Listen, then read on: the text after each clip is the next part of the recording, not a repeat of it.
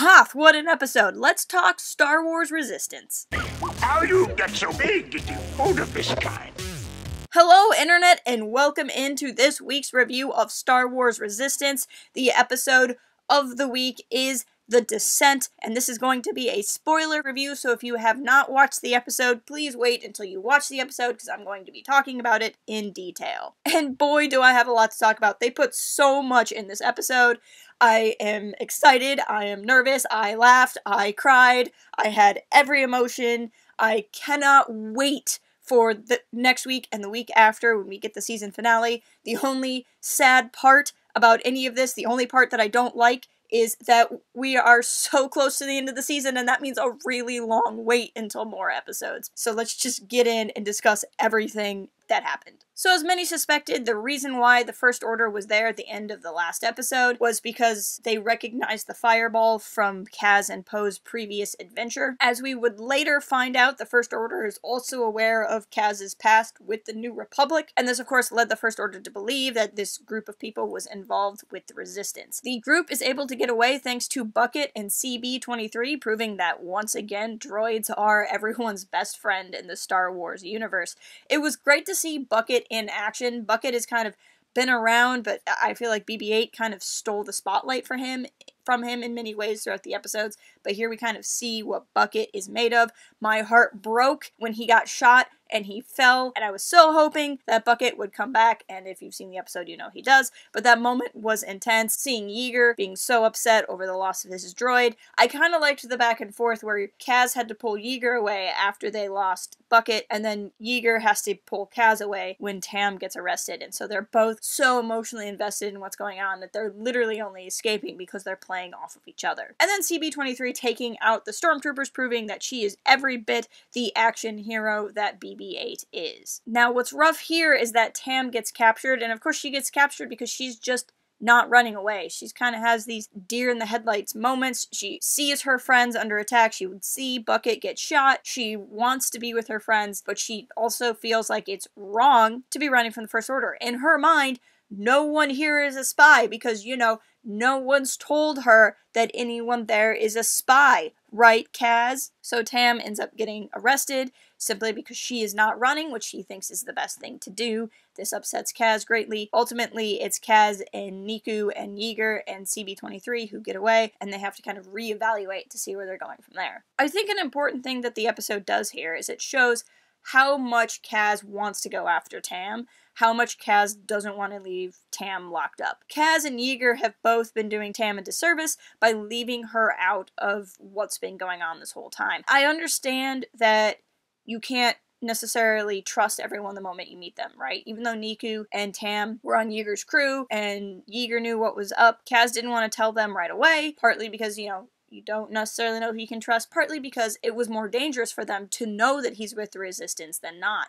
But somewhere during the series, it became more dangerous for them to not know than for them to know. And I would say that point was probably when the First Order started occupying the station, actively looking for a spy. At that point, there is an intense danger of Kaz getting found out, and at that point, both Niku and Tam had proven themselves to be loyal friends. But again, hindsight's 20/20, there's nothing he can do about this now, but I thought it was really important that it was important to Kaz to go get Tam, even at the expense of not calling the Resistance right away, because he felt so bad that she's been captured. It doesn't absolve him of lying to her all this time, but it does show that he is thinking of her and wants to be her friend, even if he's kind of bad at showing it. In fact, as the episode would go on, I really enjoyed the kind of cross-cutting of Kaz constantly reminding Yeager, we need to go get Tam. We can't forget to go get Tam. I am not giving up on Tam. And this is happening at the same time that Tam is learning about Kaz's past. You know, she at this point is being interrogated by Agent Tierney, who's somebody I will definitely get to in a second, and is learning all about what Kaz has done and has been lying to her about. You see Kaz kind of keeping up his loyalty to Tam as Tam is losing faith in Kaz. And it was short, it was subtle, but I really liked the kind of dichotomy of those two dynamics going on at the same time. Now, in all of this, even though Tam has been captured, and even though Tam thinks the First Order is not necessarily made up of bad guys, I appreciate that Tam is still sassy. She does not like that they have come in here, making accusations about her ship. They're shooting at her friends, and they shot Bucket, and she's arrested, and she's still mouthing off to the stormtroopers, and Tam doesn't ever really stop being Tam, and I thought that was a really good character moment for her as well. I also appreciated that as Kaz finally tells Niku the truth and finally tells Niku that he is a Resistance spy, he's realized that he's gone on too long without telling his friends. Niku doesn't believe it. Right? The guy who takes everything so literally, never sees the joke in anything, never sees the turn of phrase in anything. The guy who spent the first episode of the show telling everyone on the Colossus that Kaz is the best pilot in the universe because of one offhand comment that Kaz had. This guy looks at Kaz and goes, "This joke isn't very funny, Kaz." He has hit this level of he cannot believe it, blocks everything out, and he stops being so literal and he takes the literal thing as not literal. And I thought that was a really interesting moment in how he handles it.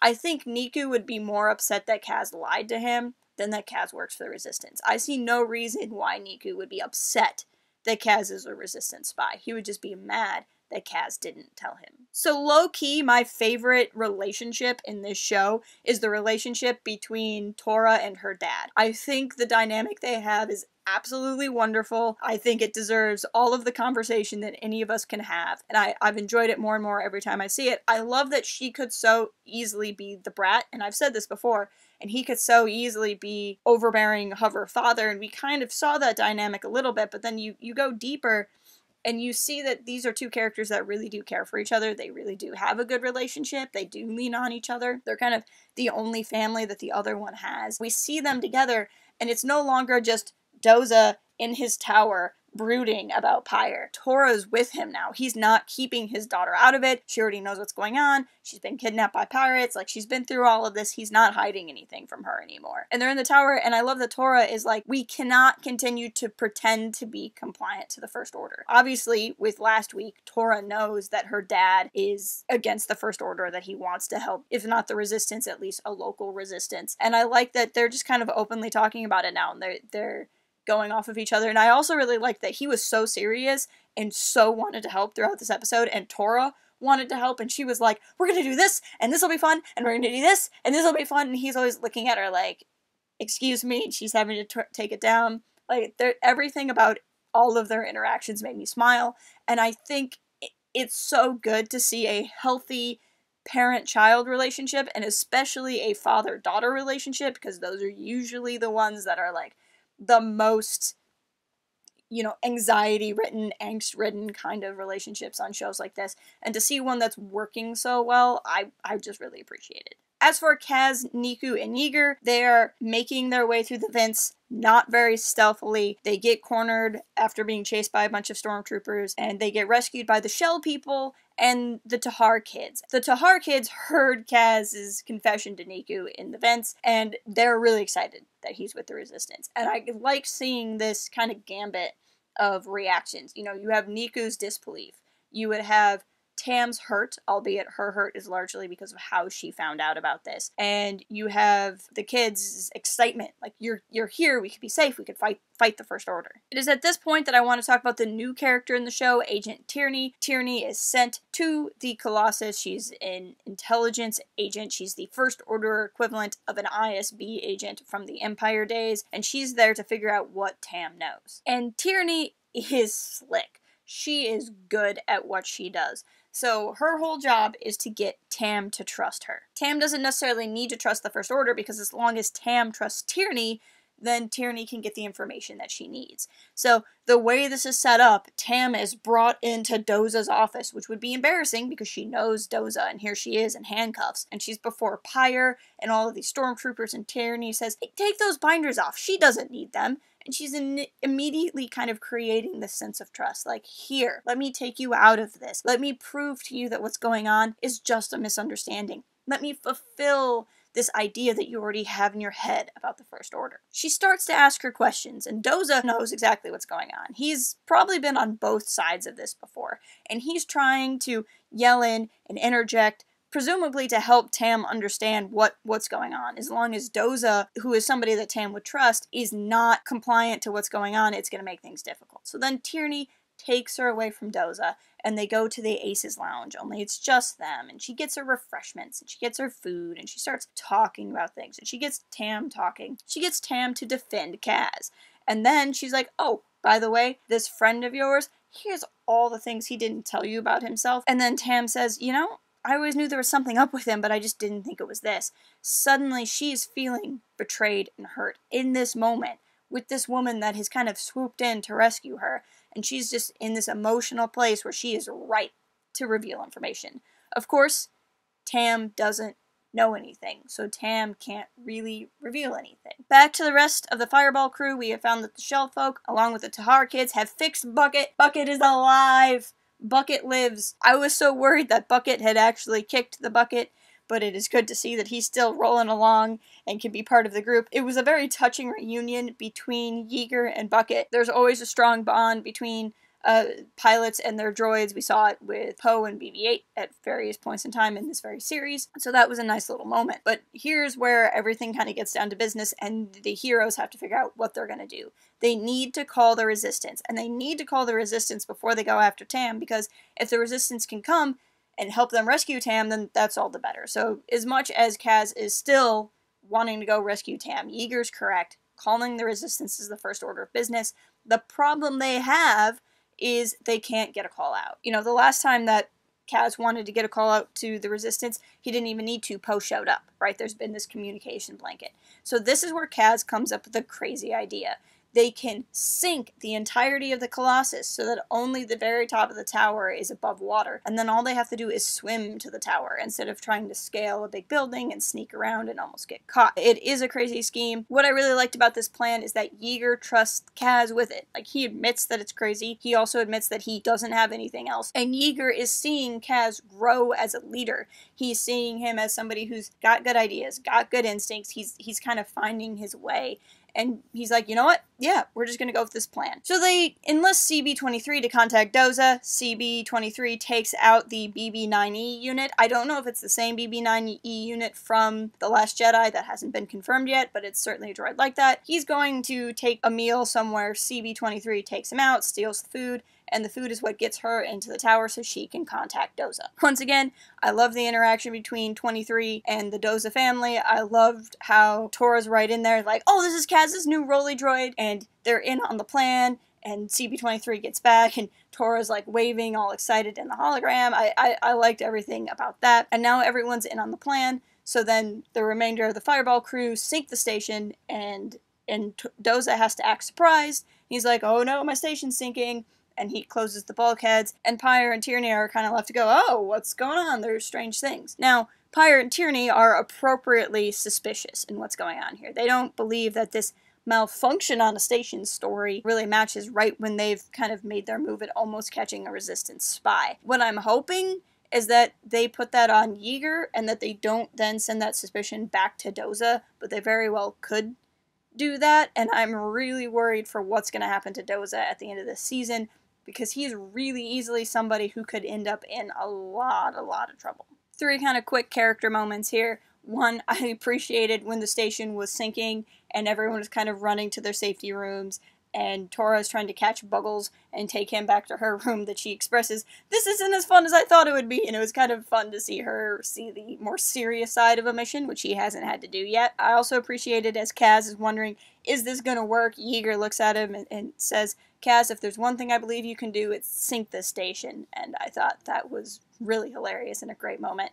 And then I loved the shot of our janitor, my favorite character, cursing the sky as the waters fall into the Colossus, messing up his clean job that he's doing on the floor. I am definitely on Team Justice for Opipit, and I am here for seeing him get his ultimate revenge on the First Order, because, well, basically I have a soft spot for First Order janitors. And then 3 big plot points that happen at the end of the episode. 1, Yeager is captured. This is something I did not see coming. He was so prevalent in the mid-season trailer, I didn't suspect we were going to necessarily lose contact with him so much, but I guess with just 2 episodes left, that kind of makes sense. I appreciate he did so that Kaz could go out and kind of finish the mission, once again showing that he has a lot of faith in Kaz's ability to move forward and fight the First Order. The next big thing is the message that Kaz sent out to the Resistance when they were on the tower the pirates intercepted it. So the pirates have seen it, and Sonara has seen it. I was so hoping she would be back. I don't know if she's necessarily going to be back in the next 2 episodes, but she is definitely coming back, if not then in the 2nd season to kind of help out. But I think she's either going to break away from the pirates or maybe talk the pirates into or trick the pirates into helping. I think that she's going to continue to be a major part of this show. I was just really excited the moment I saw that ship flying through the sky. It was just a moment that felt really, really fulfilling to me. And then lastly, we get Leia's message back. Leia says that she cannot spare any ships to come to Castellon to help the Colossus. Timeline-wise, this is still pre-Starkiller Base, right? A Starkiller Base attack is definitely coming up in the next 2 episodes, because when else is it going to be at this point? So they're probably still on Dakar, which is the planet we've seen. The coordinates for the next base is an interesting line, because it could be Crate. It depends on how far in advance the Resistance knew that they were going to go to Crate. It could also be that Kaz is going to get coordinates for a planet that the Resistance is not going to be on because of The Last Jedi. And that could create a very interesting plot of Season 2, where they go to a base that they were supposed to meet up at and can't. So I don't know if that base that she was talking about is Crate or not. I don't know that it necessarily matters, because I think there's going to be so much happening in the next 2 episodes. I think we're going to see the plot change pretty wildly anyway. But those are my many, many thoughts on Star Wars Resistance: The Descent, which, now that I say that out loud, I realize is a very literal title. I thought it might mean descent into darkness or oppression or hopelessness, but it actually meant descent into the water. So it's probably both, but still, those are my thoughts. If I missed anything, if there's something you want to talk about, you have any thoughts about the episode at all, please leave us a comment in the comment section. I love chatting with you guys. Follow us on all of the different social medias. Please join our Discord and talk to us there. I am so excited for the episodes No Escape Part 1 and 2 coming up in the next 2 weeks, guys. We have 2 episodes left. I can't believe it. And so until then, keep it real and fly casual. Cooking can be fun.